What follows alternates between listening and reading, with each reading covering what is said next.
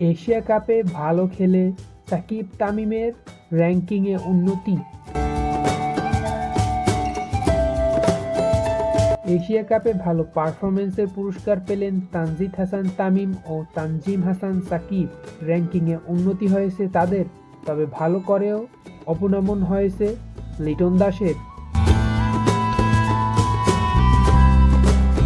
প্রতি বুধবারের মতো আজও র্যাঙ্কিংয়ে সাপ্তাহিক হালনাগাদ প্রকাশ করেছে বিশ্ব ক্রিকেটের সর্বোচ্চ নিয়ন্ত্রণ সংস্থা আইসিসি, যেখানে টি-টোয়েন্টি র্যাঙ্কিংয়ে উন্নতি হয়েছে সাকিব-তামিম জুটির।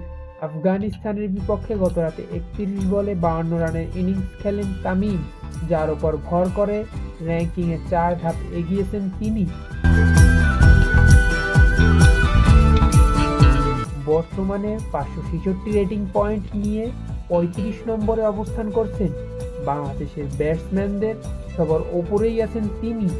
অন্যদিকে ৩ ধাপ এগিয়ে ৫৭ নম্বরে উঠে এসেছেন জাকির আলী, তবে পারভেজ ইমন ৮ ধাপ পিছিয়ে ৭৫ নম্বরে নেমে গেছেন।